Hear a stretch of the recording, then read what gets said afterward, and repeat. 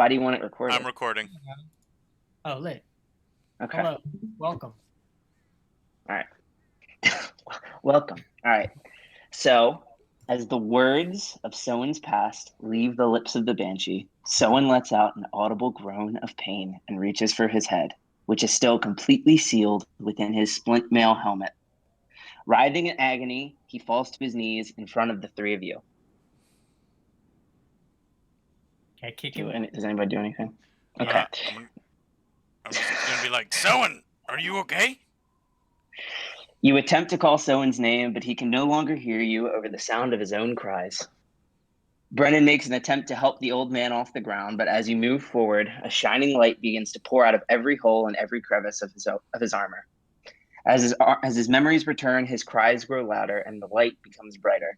And it's not long before the light becomes too painful for the party to even look at head on. You all shield your eyes as an impossibly bright white light envelops the entire party, and the only sense you can rely on is your hearing, which at the current moment is conveying noises of the surrounding forest and the cries of your party's paladin. And then there is silence.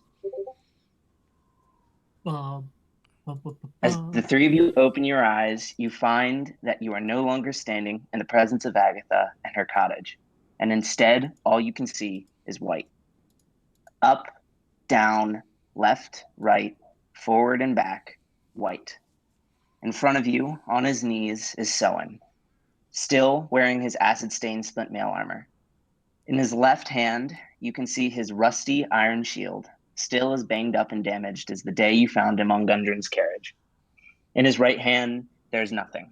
The sword he once carried now belongs to Agatha, and in its place comes the memories of an old man and the knowledge of the curse that stole them from him. Soen lifts his hands toward the party, and in a series of old man grunts and bone-cracking noises lifts himself up. He pans his head across the party, starting with Drogon, then Goosh, and finally Arya. He removes the shield from his arm and places it on his back. I suppose I owe you an explanation, he says, as he now stands a few feet in front of the party. You see, I am not of this world. Your world, I think. Deep down, I always knew this, but I couldn't remember. Everything is crazy from this world, even for a crazy old man. The world I am from is nothing like this one. There is no magic, no adventure, and no... He looks towards Drogon and Goosh. Whatever you guys are. I'm sorry. He casts his gaze to the floor, and he begins to remember his home. Where I'm from, my job was safe. My home was goblin-free. He pauses. I had a family. In fact, I think it was because of them that I'm here. You see, in my world, we had these rivers.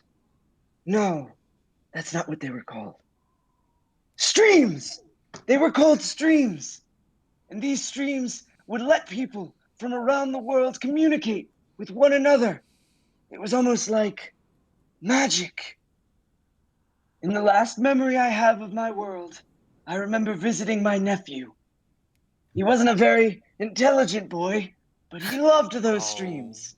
My In fact, God. the day that I visited him, Oh he had my found a new God. stream to join. Oh my One God. that was home to some Oh my aquatic God. animal.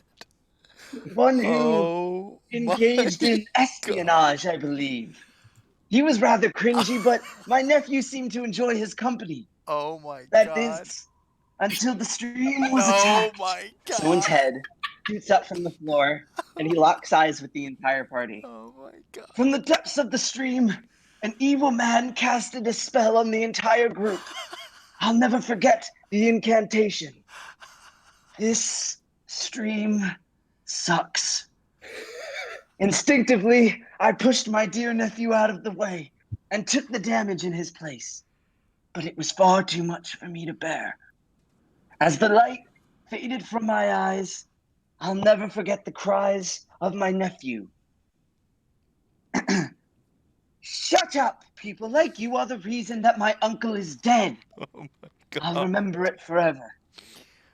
And then Oh my I woke up on the side of a road. Type something real quick. On the side of the road. No memories, just an old man in a suit of armor.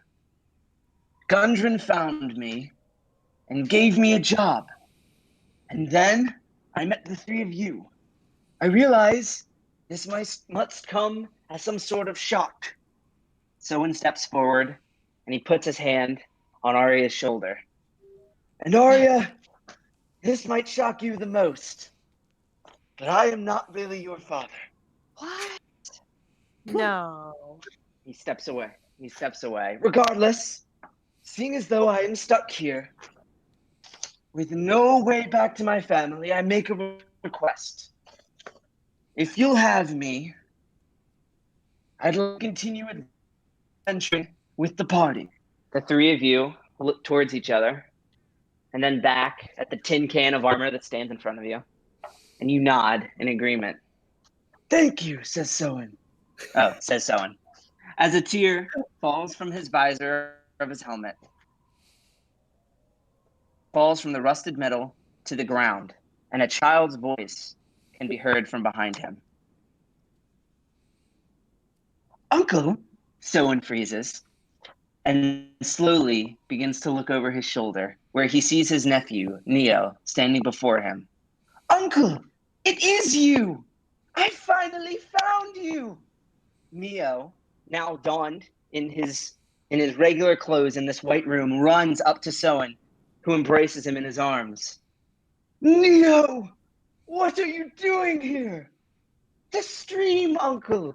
It's still happening! I've been using them to look for you since that day, and I finally found you! Neo looks over towards the party, who is standing behind his uncle. We can go home, says Soen, who exclaims as he hugs his nephew even tighter. Uncle, you silly man. You can't leave these people. You carry them in every encounter. They die without you. But maybe I can help you. Neo places his hands on Soen's rusty shield, and it begins to glow with a bright yellow light as the two arise into the air, slowly spinning as they ascend. No! What are you doing? Soen exclaims. Removing the curse, says Neo, as he closes his eyes. Just as he told me to. The light grows intensely bright, and the ringing pierces your ears, drowning out the rest of the conversation between an uncle and his nephew. Before long, the white around you is tinted in a yellow color as the light envelops the two rising souls. It burns intensely before suddenly ceasing, and in its place, what once was a tin can of an old man is now left with a 30-year-old man, silver in hair and purple in his eyes. His armor completely white, donned with a gold trim. His shield, which was once rusted, now bears the insignia of a golden rising sun, and in its center is a ruby, the birthstone of his beloved nephew. What once was the paladin, Soen Elknu, now stands the cleric, Soen the Awakened. The light around you begins to fade, the whiteness fades away, and you all are returned to Agatha's cottage. Okay. Your turn, Micah. I have to start streaming. Yeah, Micah.